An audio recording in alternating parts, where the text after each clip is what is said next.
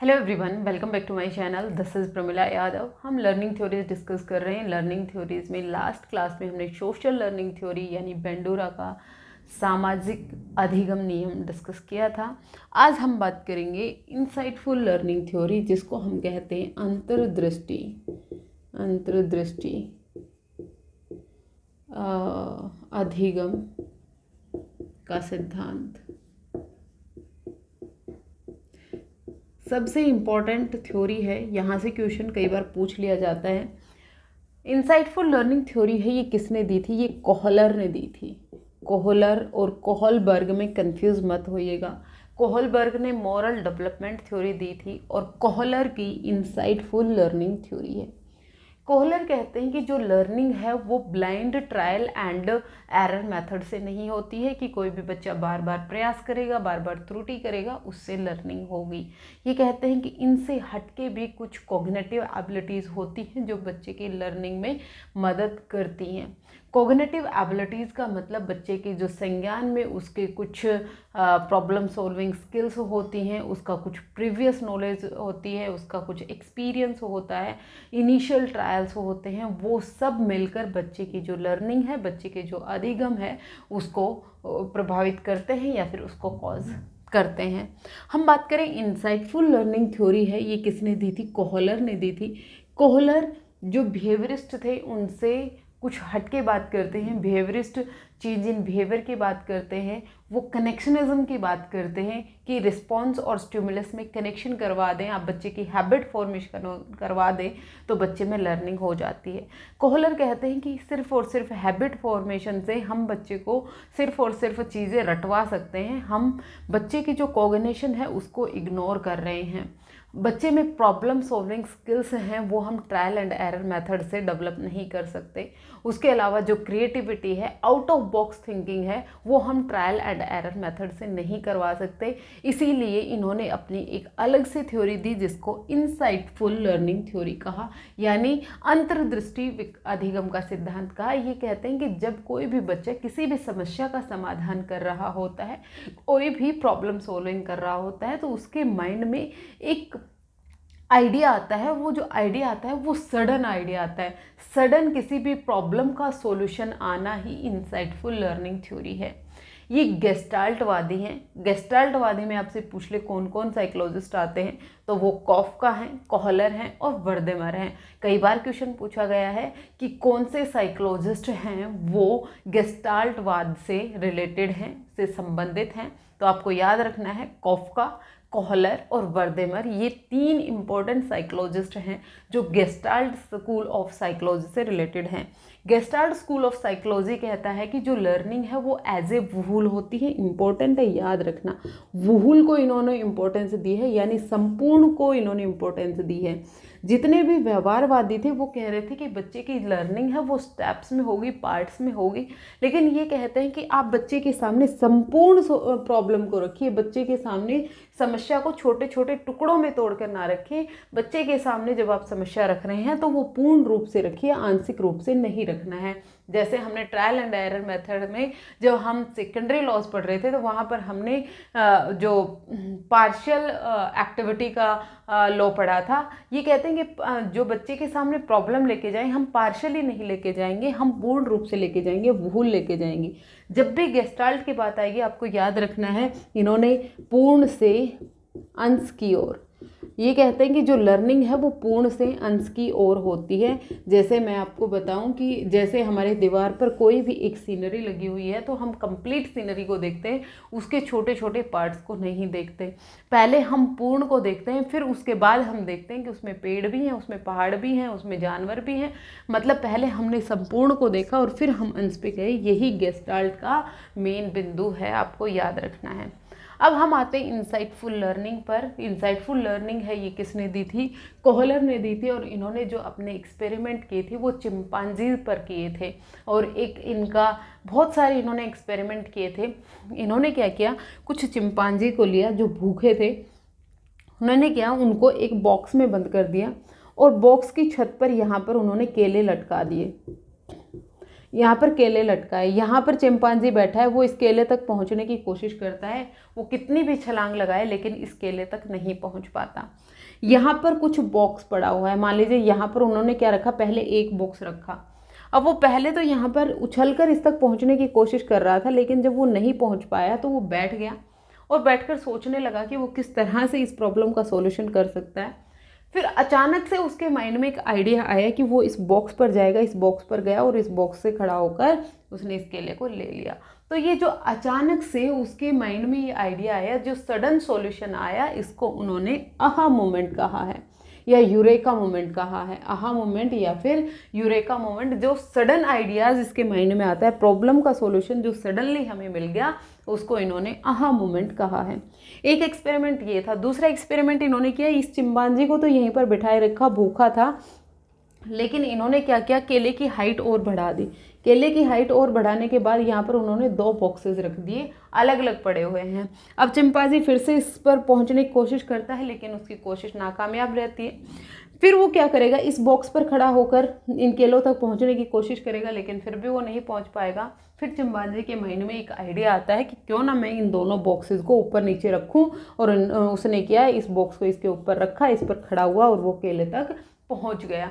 तो ये क्या आ रही है, ये जो सडन आइडिया आ रहा है, ये blind trial and error method से नहीं आता है कि वो बार बार कोशिश कर रहा है और फिर वो ऐसा कर रहा है। ऐसा जो blind trial and error method है उससे नहीं होता है। ये इनसाइटफुल लर्निंग है, जो सडन आइडिया आया, जो अहा मोमेंट आया, उससे वो प्रॉब्लम का, समस्या का समाधान करता है। इनका एक और फेमस एक्सपेरिमेंट रहा सुल्तान नाम का। इनका एक चिंपांजी था, इन्होंने क्या किया, इस सुल्तान को बॉक्स से बाहर रखा, एक केज से बाहर रखा, और केज के अंदर उन्होंने क्या किया, यहाँ पर उन्होंने केले रख दिए या लटका दिए। यहाँ पर उन्होंने स्टिक, 2 छड़ी रखी, एक छड़ी थी वो छोटी थी और एक बड़ी थी। बाहर चिंपांजी बैठा हुआ है, अब वो इस केले तक पहुँचने की कोशिश कर रहा है। पहले उसने हाथ से ट्राई किया, हाथ से वो नहीं पहुँच पाया। फिर उसने एक स्टिक उठाई, उससे पहुँचने की कोशिश की, लेकिन वो फिर भी नहीं पहुंच पाए। फिर उसने दूसरी स्टिक उठाई, उससे भी नहीं पहुंच पाया। अब क्या आता है, एक सबकॉन्शियस माइंड की स्टेज आ जाती है, कि रिलैक्स की स्टेट आती है, कि वो बैठ जाता है, थक कर कोशिश करके वो बैठ गया है। अब बैठ के वो सोच रहा है कि समस्या का समाधान वो कैसे कर सकता है। फिर अचानक से उसे आइडिया आया कि मैं अगर इन दोनों स्टिक को, इन दोनों लकड़ियों को एक दूसरे के साथ जोड़ दूँ तो मैं इन केलों तक पहुँच जाऊँगा। और ये जो स्टिक रखी हुई थी वो भी इस तरह की रखी हुई थी ताकि वो एक दूसरे में फिट हो जाएं। चिंपांजी ने दोनों स्टिक को लिया, दोनों को एक साथ जोड़ा और वो केले तक पहुंच गया। ये जो उनका एक्सपेरिमेंट था, ये सबसे फेमस एक्सपेरिमेंट था जो उन्होंने चिंपांजी पर किया था। तो आपको याद रखना है, इनका जो एक्सपेरिमेंट था वो किस पर था, चिंपांजी पर था। चिंपांजी हैं, और जो फेमस चिंपांजी का नाम अगर आपसे पूछ ले तो वो कौन था, सुल्तान था। ये कहते हैं कि जो लर्निंग है वो blind trial and error method से नहीं होती है, भूल और प्रयास के सिद्धांत से नहीं होती है, बल्कि एक बच्चे की जो कोग्निटिव एबिलिटीज़ हैं, बच्चे अपने कोग्निशन का इस्तेमाल करते हैं। जो कोग्निशन है उसमें उसकी इंटेलिजेंस भी आएगी, उसके प्रीवियस अनुभव भी आएंगे, प्रीवियस एक्सपीरियंस भी आएंगे, जो पहले से बच्चे के इनिशियल एफर्ट्स थे वो भी इंक्लूडेड होंगे, और फिर उसके अलावा उसके जो कोग्निटिव एबिलिटीज़ हैं, उसकी इंटेलिजेंस किस तरह की है, इन सब चीज़ों को मिलाकर उसे एक सडन आइडिया आता है, जिसको हम आहा मोमेंट कहते हैं, जिसको यूरेका मोमेंट कहा। किसने, कोहलर ने। तो ये इनका एक्सपेरिमेंट था जो चिंपांजी पर था। अब हम बात करें कि जो कोहलर हैं, उन्होंने लर्निंग के कुछ स्टेप्स दिए हैं कि बच्चे की जो लर्निंग है, जो अधिगम है, वो इन 5 स्टेप्स में होती है। सबसे पहले क्या आता है, प्रिपरेशन आती है, यानी तैयारी की स्टेज आती है। तैयारी की स्टेज में क्या होता है, यहाँ पर जो भी ऑर्गेनिज्म है या फिर कोई भी बच्चा है, उसे उस प्रॉब्लम को इंट्रोड्यूस कराया जाता है कि आपके सामने ये प्रॉब्लम है। जैसे चिंपांजी के सामने प्रॉब्लम आई कि वो केले तक पहुँचना चाहता है लेकिन वो केले तक नहीं पहुँच पा रहा है, तो सबसे पहले प्रॉब्लम का इंट्रोडक्शन करवाया गया। प्रॉब्लम का इंट्रोडक्शन करवाने के साथ साथ उसे उस समस्या के समाधान में क्या क्या चीज़ों की रिक्वायरमेंट होगी वो भी प्रिपरेशन की स्टेज में ही आ जाएगी। उसे उस केले तक पहुंचने के लिए 2 स्टिक्स की ज़रूरत थी, वो भी किस में आ गई, प्रिपरेशन में आ गई। उसके बाद वो क्या करेगा, इनिशियल एफर्ट्स करेगा, मतलब वो क्या करेगा, trial and error method. Trial and error का यूज करेगा, बार बार वो प्रयास करेगा और बार बार उससे त्रुटि होगी, बार बार वो प्रयास करेगा। वो पहले एक स्टिक को उठाकर केले तक पहुंचने की कोशिश कर रहा था तो भी वो फेल हो गया, दूसरी स्टिक को उठाया तो भी वो फेल हो गया, अपने हाथ से पहुंचने की कोशिश कर रहा था तो भी वो फेल हो गया था। तो ये क्या थे, ये उसके इनिशियल एफर्ट्स थे जिनको हम ट्रायल एंड एरर कह रहे हैं। फिर उसके बाद क्या आते हैं, इनक्यूबेशन की स्टेज आती है। इनक्यूबेशन की स्टेज, अब वो ट्रायल कर करके, प्रयास कर करके थक गया है और वो एक जगह पर बैठ जाता है और वो ये सोचता है कि इस समस्या का समाधान मैं कैसे कर सकता हूँ। सबकॉन्शियस माइंड में, अवचेतन मन में कैलकुलेशन चलती रहती है कि वो किस तरह से इस समस्या का समाधान कर सकता है। ये एक रिलैक्स की स्टेज आती है कि वो थक कर बैठ गया है। फिर अचानक से उसमें क्या आती, इंसाइट आती है, अचानक से उसमें अंतर्दृष्टि आती है, उसे अचानक से एक आइडिया आता है जिससे वो उस प्रॉब्लम का सॉल्यूशन कर लेता है। जिस आइडिया से उसने उस प्रॉब्लम का सॉल्यूशन किया वो आप याद रखिएगा सडन होता है, अचानक से आता है। आप भी किसी समस्या का समाधान कर रहे होते हैं, काफ़ी देर हो गई आपको कोशिश करते करते, लेकिन एकदम से आपके माइंड में एक आइडिया आया, यस ये तो मैं ऐसे कर सकता हूँ, और आप उस प्रॉब्लम का सॉल्यूशन कर लेते हैं, वही इंसाइट होती है। और इंसाइट के बाद क्या आता है, जर्नलाइजेशन आ जाता है, यानी वेरिफिकेशन आ जाता है। अब सेम उसी तरह की एक प्रॉब्लम आपके सामने आती है, तो जो जो स्टेप्स आपने इस प्रॉब्लम सोल्व करने में लगाए, आप उन्हीं स्टेप्स का यूज करके उस प्रॉब्लम का सॉल्यूशन कर लेते हैं, यानी उसका आप क्या कर लेते हैं, वेरिफिकेशन कर लेते हैं या फिर जनरलाइजेशन कर लेते हैं। जब भी आपके सामने सेम सिचुएशन आएगी तो आप इन्हीं स्टेप्स का यूज करके उस समस्या का समाधान कर लेंगे। ये 5 स्टेप्स होते हैं, कई बार आपको 4 स्टेप भी देखने को मिलेगा। इनिशियल एफर्ट हैं, ये यहाँ से गायब होते हैं। प्रिपरेशन, इंक्यूबेशन, इंसाइट और जनरलाइजेशन या वेरिफिकेशन, आपको 4 स्टेप देखने को मिल सकते हैं। अगर आपसे 5 पूछता है तो आप इनिशियल एफर्ट डाल सकते हैं, अगर नहीं है तो कोई बात नहीं, स्टेप्स आपसे पूछे भी नहीं जाते हैं। लेकिन अगर एग्जामिनर आपका अच्छा एग्जाम सेट करना चाहता है तो आपसे यहाँ से क्वेश्चन पूछा जा सकता है। आपको पता होना चाहिए, सबसे पहले प्रिपरेशन आएगी, प्रिपरेशन में तैयारी आएगी, जो पहले तो प्रॉब्लम का इंट्रोडक्शन किया जाएगा और उस प्रॉब्लम को सोल्व करने के लिए जो भी उसे ज़रूरत की चीज़ें लगेंगी उन सब को तैयार किया जाता है। इनिशियल एफर्ट में वो ट्रायल एंड एरर करेगा, इनक्यूबेशन में वो थक कर बैठ जाएगा, सबकॉन्शियस माइंड में सोच रहा होता है कि वो किस तरह से इस प्रॉब्लम का सोल्यूशन कर सकता है। फिर एक इंसाइट आती है, अंतर्दृष्टि आती है, उसे एक आइडिया आता है, एक सडन आइडिया आता है जिससे वो प्रॉब्लम का सोल्यूशन कर लेता है।